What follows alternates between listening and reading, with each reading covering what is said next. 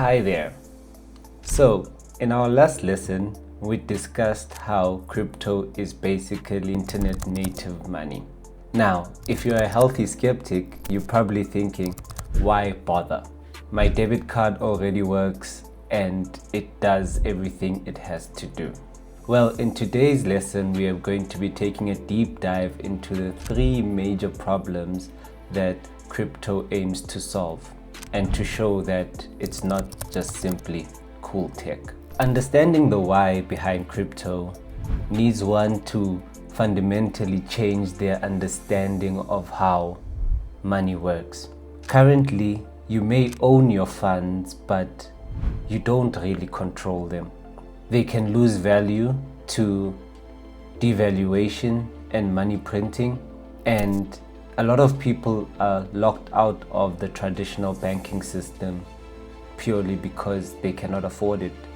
We are going to discuss how crypto fixes these leaks and solves a lot of the problems that the financial system had before its existence. To fix these leaks, we need to look at the bigger picture. Crypto isn't just about tokens and price charts. It's about building a financial architecture that removes the middleman, the gatekeeper that we need to ask for permission all the time. It changes it to a system where we do not have to trust a single company or government. Instead, it is a system that is run by code that applies equally to everyone, regardless of your demographic. Most people like to believe that the money in their bank account is theirs, which is legally true, but in reality, the traditional banking system is known as what is called permissioned.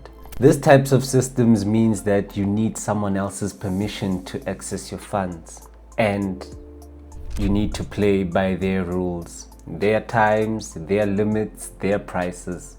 And it's all fine until it's not. Ever notice when you need to make a big transaction or a big price fund, someone's asking you questions, checking you for whether or not it's legal? Think of it like a code check system. If you've ever been to one of those fancy parties or restaurants, you get there and you give the person your code to hold it for you while you go enjoy the evening. That entire time, you've put your trust in that person to hold it down and make sure nothing happens to your quote. This is exactly how traditional banks work. We have given them the trust and we hope that they do what's best for us. And it's hard to believe that the bank would have your best interest at heart, isn't it? Have you ever had to send money abroad and it had to take 3 days or 5 business days because it's a Sunday? They're asking you why you're sending it to the particular country because they need to check permissions and you have daily limits in terms of you're too poor to be sending this type of money, or it just getting declined due to suspicious activity. It kind of feels like they're not on the same team as the people they aim or claim to represent.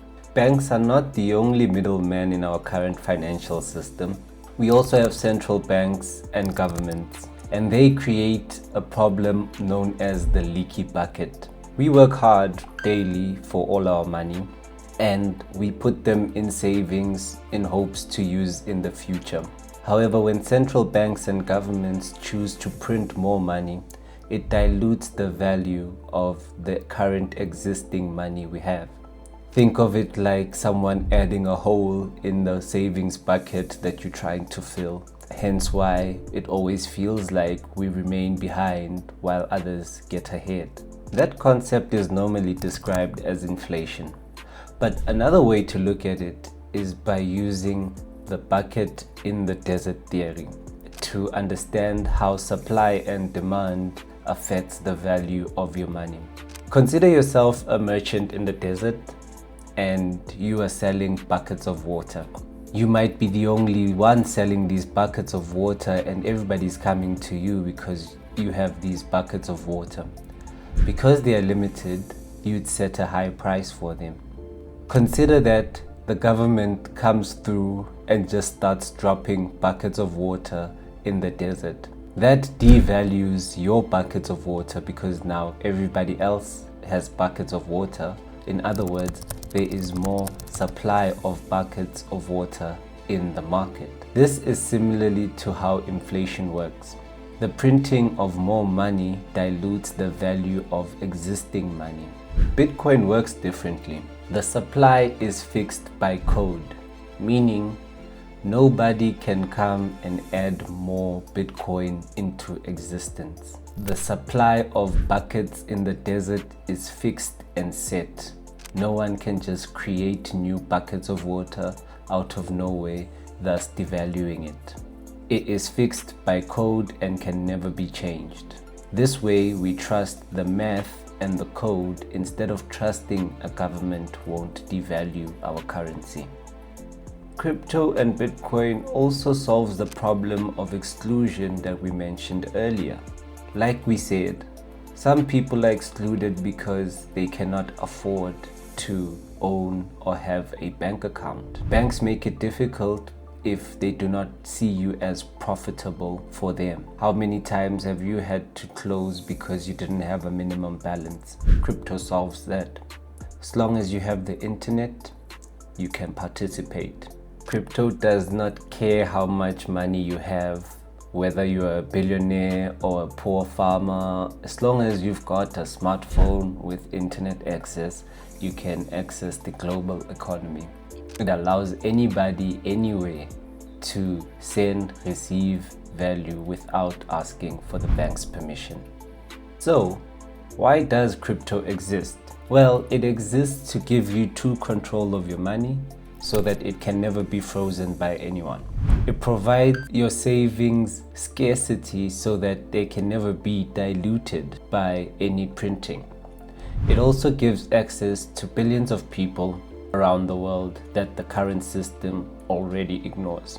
Essentially, it is an upgrade and improvement from the previous financial system that is based on trusting people to one where we trust the code. Take a second to reflect. I'm pretty sure you've had a frozen payment or the bank asking you questions as to what you're doing with your own money. This is why crypto exists. In the next lesson, we're going to be discussing whether or not crypto is a scam. We'll be taking a deep dive into finding out what is really happening when people talk about rug pulls and others losing millions and millions of dollars overnight. See you there.